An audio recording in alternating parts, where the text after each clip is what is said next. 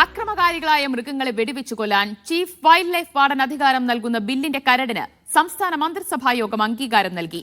കേന്ദ്ര നിയമത്തിൽ ഭേദഗതി വരുത്തുന്നതാണ് ബില്ല്. വന നിയമ ഭേദഗതി ബില്ലിനും പ്രത്യേക മന്ത്രിസഭായോഗം അംഗീകാരം നൽകി. ഇതോടെ ഈ രണ്ട് ബില്ലുകളും തിങ്കളാഴ്ച ആരംഭിക്കുന്ന നിയമസഭാ സമ്മേളനത്തിൽ അവതരിപ്പിക്കും. അക്രമകാരികളായ വന്യമൃഗങ്ങളെ കൊല്ലുന്നതിന് 1972 കേന്ദ്ര വന്യജീവി നിയമപ്രകാരം കടുത്ത വ്യവസ്ഥകളാണുള്ളത്. 6 സമിതി രൂപീകരിക്കുകയും ക്യാമറ സ്ഥാപിച്ചു നിരീക്ഷിക്കുകയും വേണം. പിന്നീട് കെണിവെച്ചു പിടികൂടണമെന്നാണ് വ്യവസ്ഥ. ഇതിനും കഴിയാതെ വന്നാൽ മാത്രമാണ് വെടിവെച്ചു പിടികൂടാൻ കഴിയുക. ഇന്ന് ചേർന്ന മന്ത്രിസഭാ യോഗം ഈ കർശന വ്യവസ്ഥയ്ക്ക് ഇളവ് നൽകുന്ന നിയമ ഭേദഗതിക്കാണ് അംഗീകാരം നൽകിയത്. ഇതുപ്രകാരം മനുഷ്യജീവന് ഒരു മൃഗം അപകടം വരുത്തുന്നു എന്ന വിവരം ജില്ലാ കളക്ടറോ വനം വകുപ്പിലെ ഉദ്യോഗസ്ഥരോ CCFനെ അറിയിക്കണം. ഇതോടെ മൃഗത്തെ വെടിവെച്ചു കൊല്ലാനുള്ള ഉത്തരവ് ചീഫ് വൈൽഡ് ലൈഫ് വാർഡന് ഇറക്കാനാവും.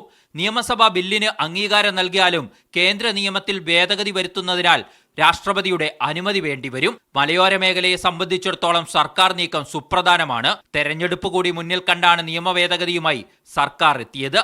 സ്വകാര്യ ഭൂമിയിലെ ചന്ദനം മുറിക്കാൻ അനുമതി നൽകുന്ന വനം നിയമ ഭേദഗതിക്കും മന്ത്രിസഭാ യോഗം അംഗീകാരം നൽകി. വനം വകുപ്പിന്റെ അനുമതിയോടെ ചന്ദനമരം മുറിച്ചു നീക്കാമെന്നാണ് വ്യവസ്ഥ. വനം എക്കോ ടൂറിസം ബോർഡ് ബില്ല് മാറ്റിവെച്ചു. മറ്റു വകുപ്പുകളുമായി കൂടുതൽ ചർച്ചകൾ നടത്തിയ ശേഷം ആവശ്യമായ ഭേദഗതികൾ വരുത്തും. അതിനുശേഷമായിരിക്കും എക്കോ ടൂറിസം ബോർഡ് ബിൽ മന്ത്രിസഭാ യോഗത്തിനു മുന്നിൽ ഇനി എത്തുക. മീഡിയ 1 തിരുവനന്തപുരം.